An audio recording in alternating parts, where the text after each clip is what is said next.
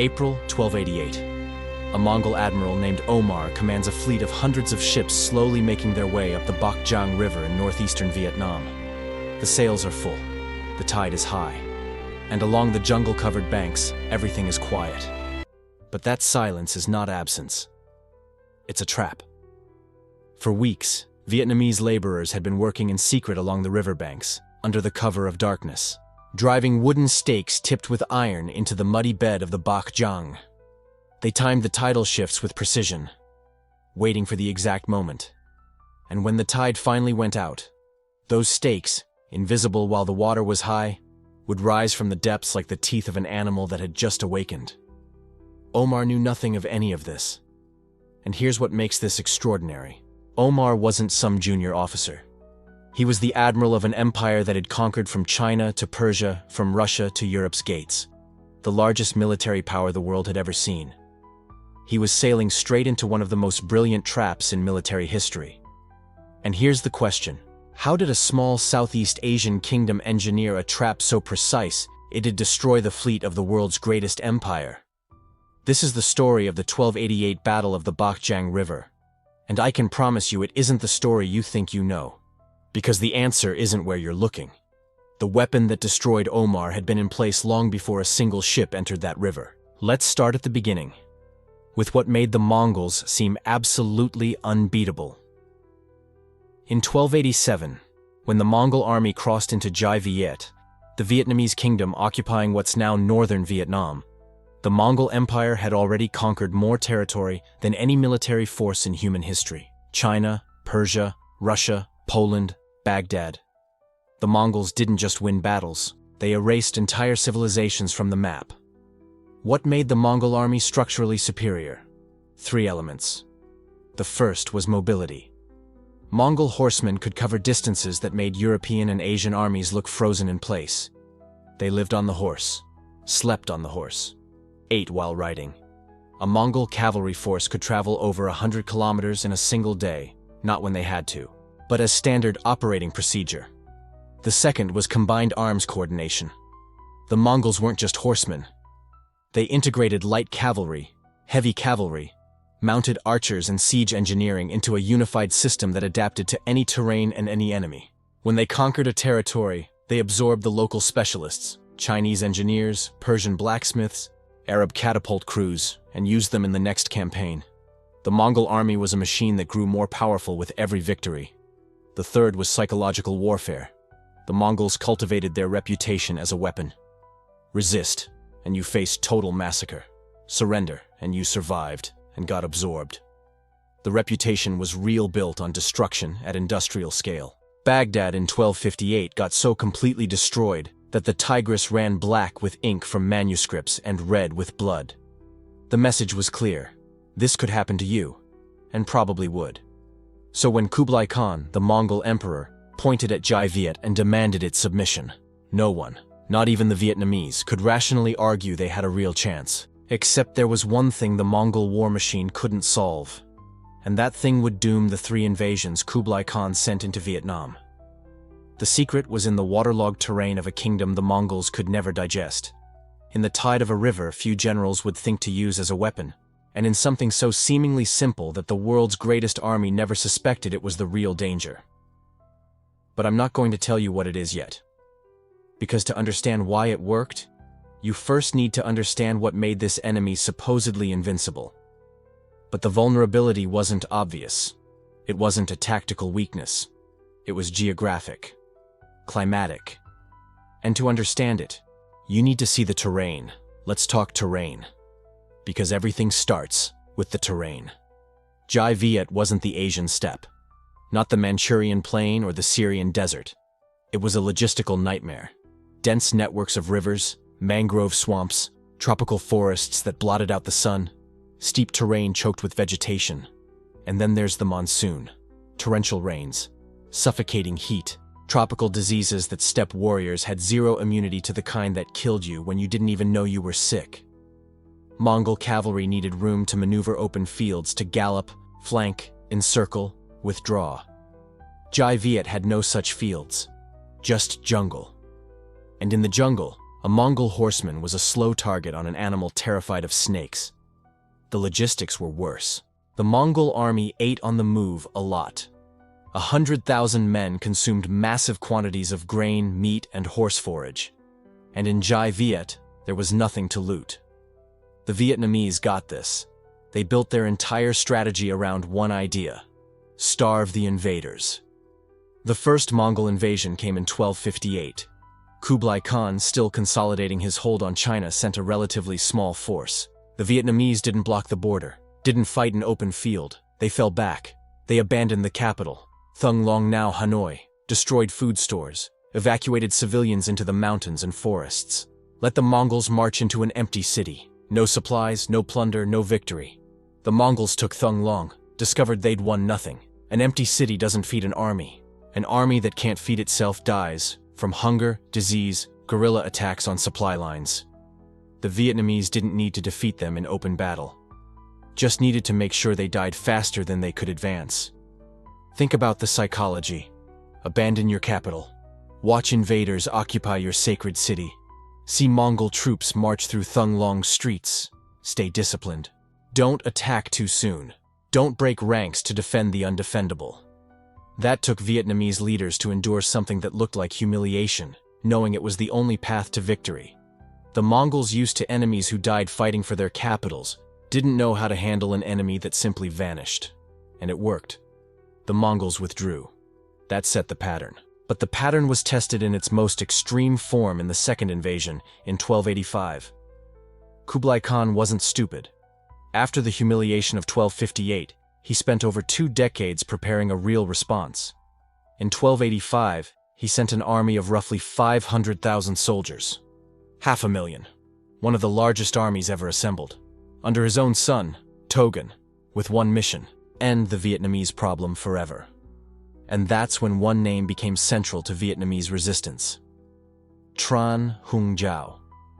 Not just a general with a fancy title, the architect of a military doctrine the Mongols had never encountered.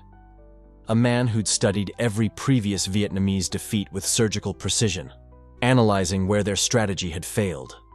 When the second invasion began, he made moves that shocked even the Vietnamese. He abandoned the capital without a fight, retreated systematically as the Mongols advanced. Let them take Thung Long a second time. Then, when 500,000 Mongol soldiers were stretched across Vietnam hungry, sick, with nothing to loot, he struck back. Not in one big battle. Dozens of coordinated attacks along riverbanks, through jungle passes, on supply lines stretched to breaking. The Mongols, used to open field fights where they dominated, had no answer. An army of 500,000 men that can't feed itself isn't an army anymore. It's a catastrophe in progress. Kublai Khan lost the second invasion. 500,000 soldiers were not enough. And here's the troubling question.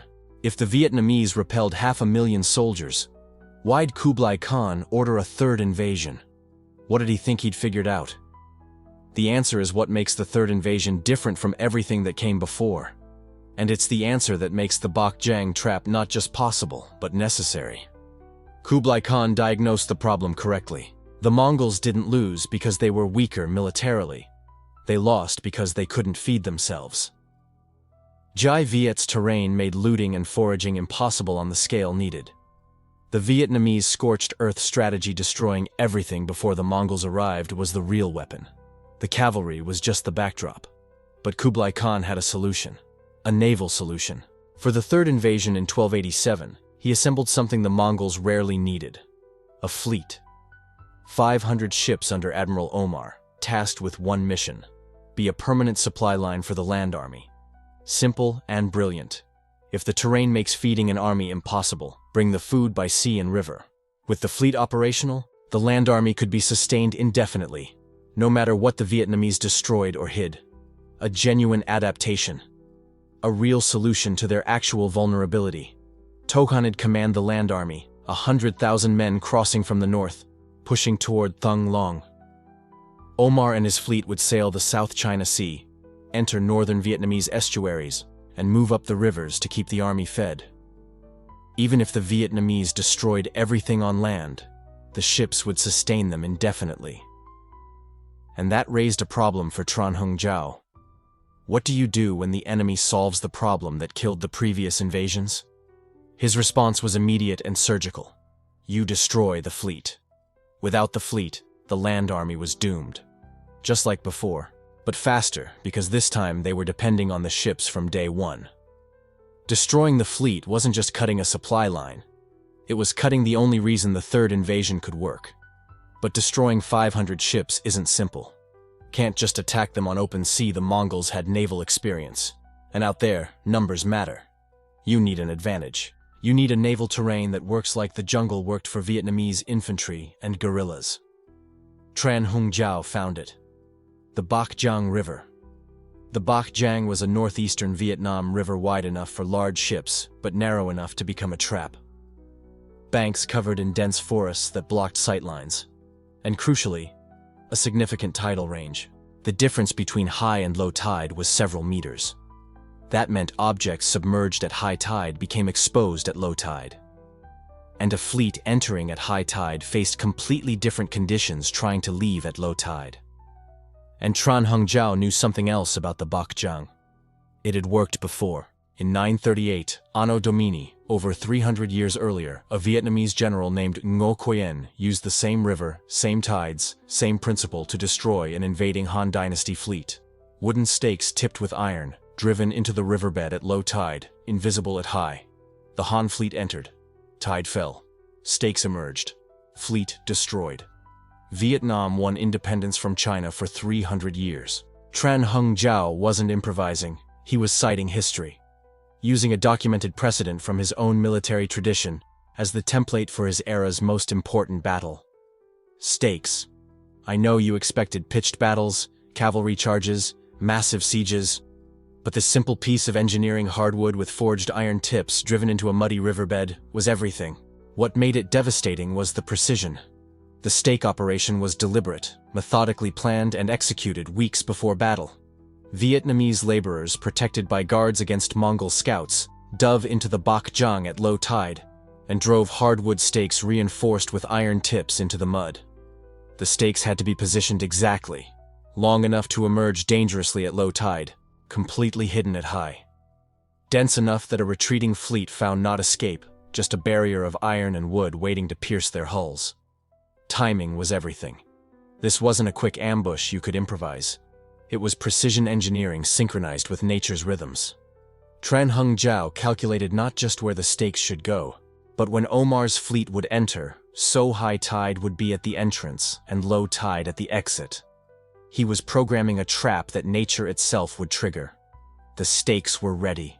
The tide was the weapon. Now they needed Omar to come. But there's a third element most accounts skip: intelligence.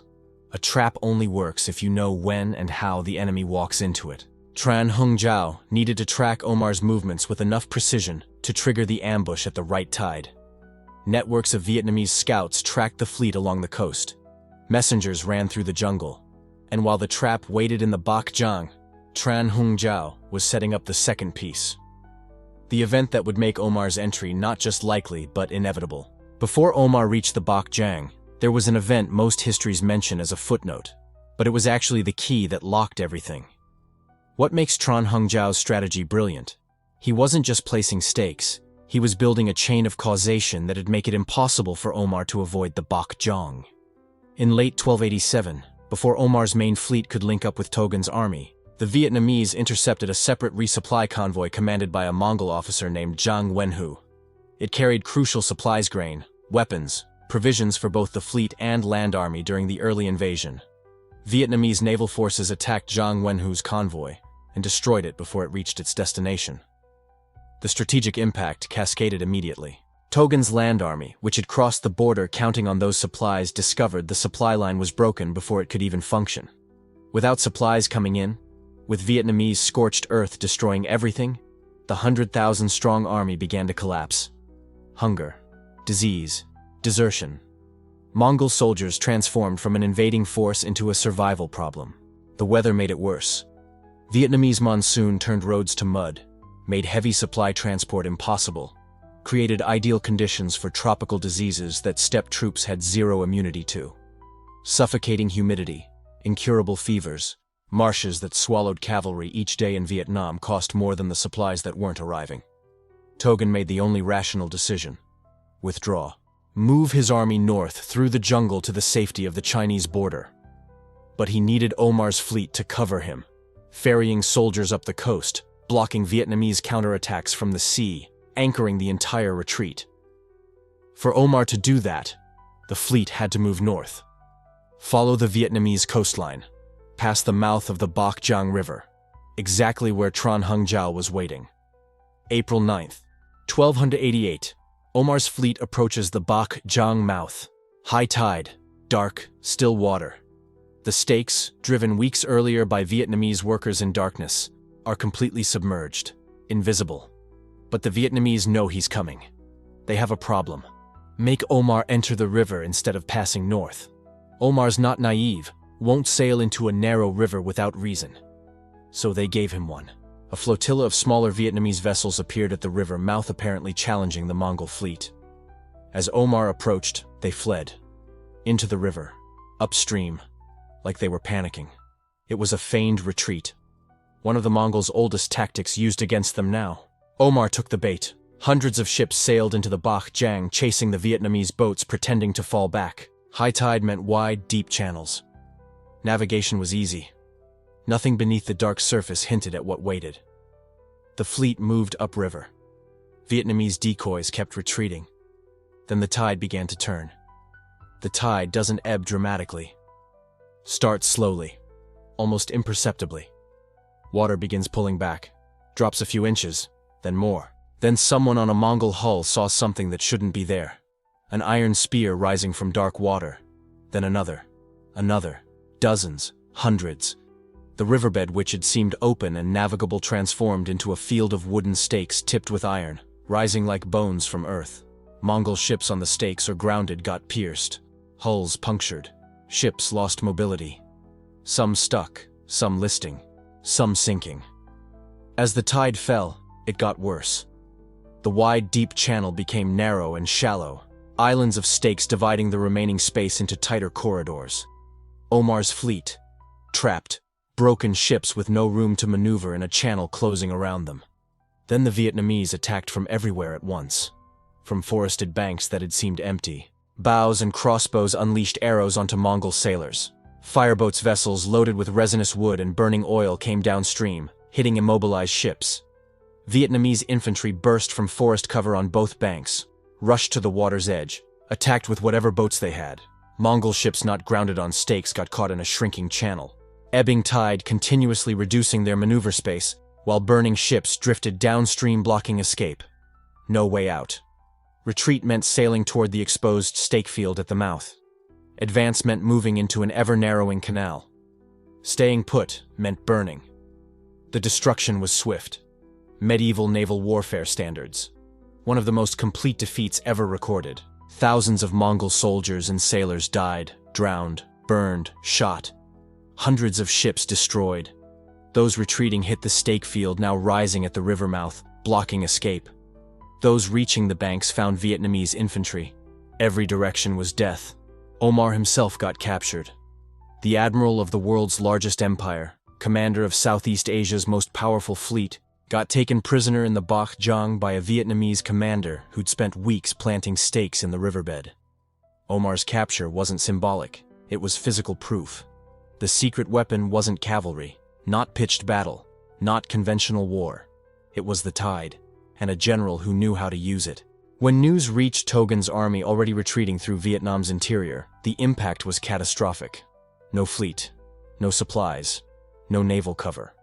Just 100,000 Mongol soldiers trying to cross hostile jungle to the Chinese border, with every mile controlled by Vietnamese forces who knew every trail, swamp, mountain pass. Togan's retreat was a nightmare. The Mongol army that had crossed as a formidable force was falling apart. Soldiers starved, died of disease, got killed in ambushes in narrow passes where cavalry meant nothing but death. The Vietnamese didn't try a pitched battle, didn't need to. Just made the retreat as lethal as possible. Togan returned to China with a fraction of his army. Exact casualty figures are unclear, but all accounts agree.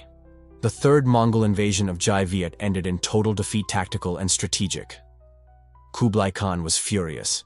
Court sources say he swore to launch a fourth invasion, began preparations, ordered mobilization. The fourth invasion never happened. Why? Multiple factors converging. Kublai Khan's health was failing, gout. Other ailments, he'd die in 1294, just 6 years after Bakjang. The Mongol Empire faced pressure everywhere.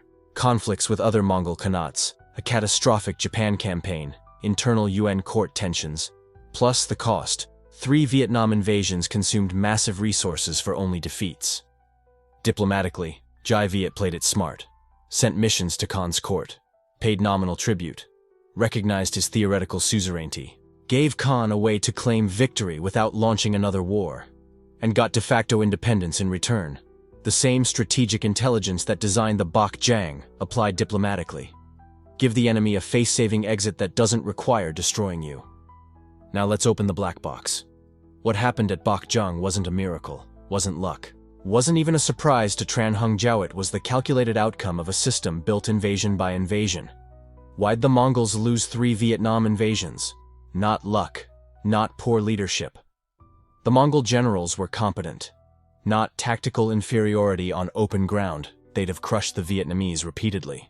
The Mongols lost because Jai Viet had a coherent strategic doctrine to neutralize Mongol forces. The empires before them didn't. 4 elements functioning as a system. First, denial of terrain. Mongols needed open plains for cavalry. Jai Viet had jungle, rivers, swamps. The Vietnamese didn't defend static positions.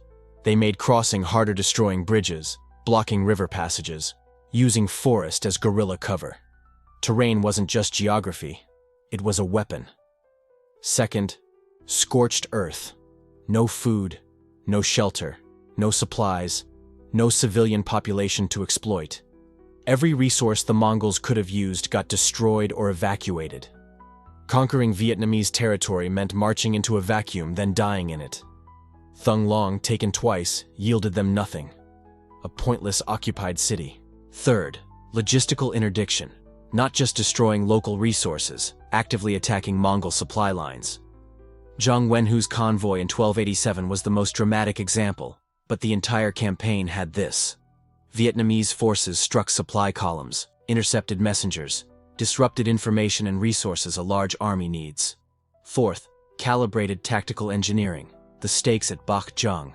Looks like the special trick, the secret weapon.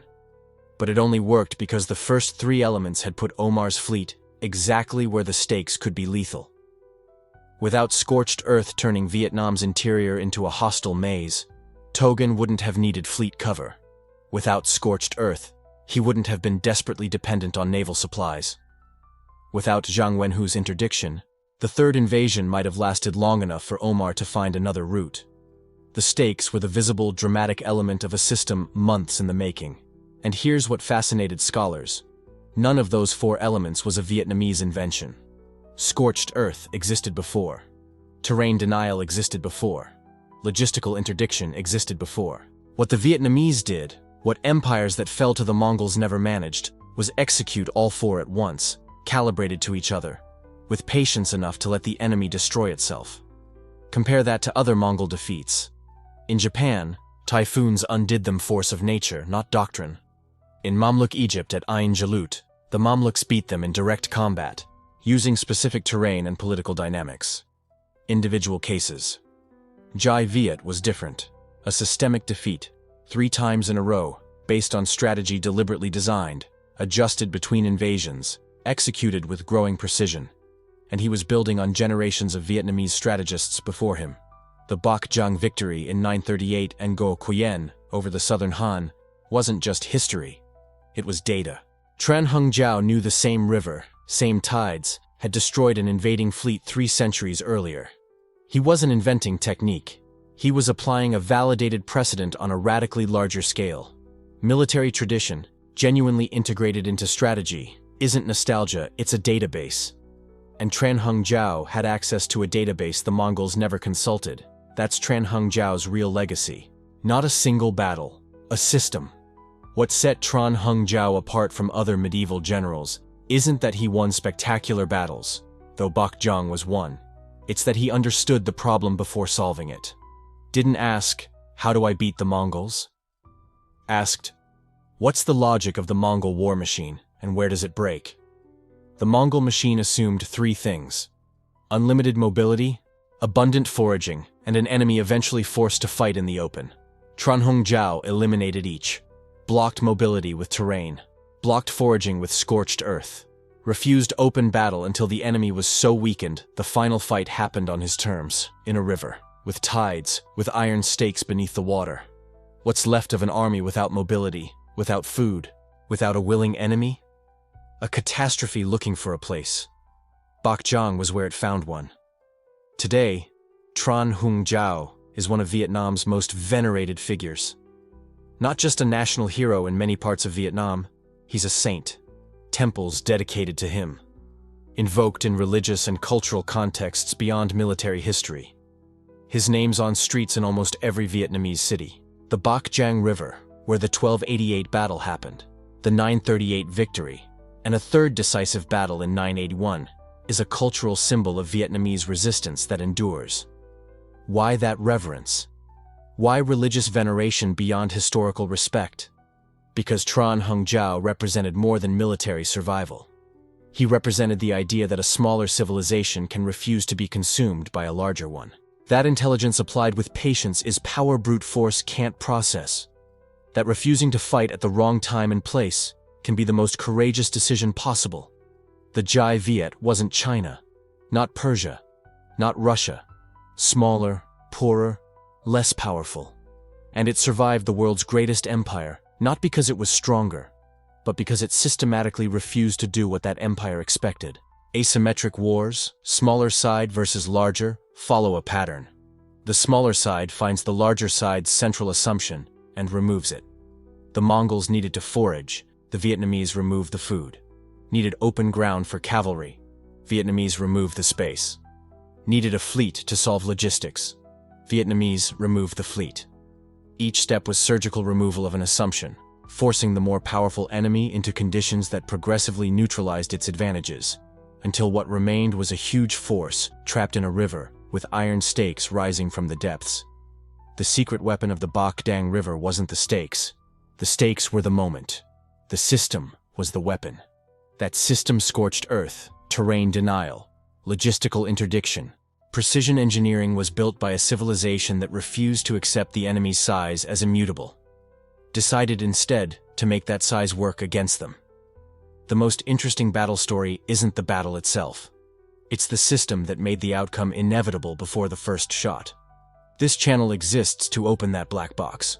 Not just tell what happened, but show the system that made it inevitable.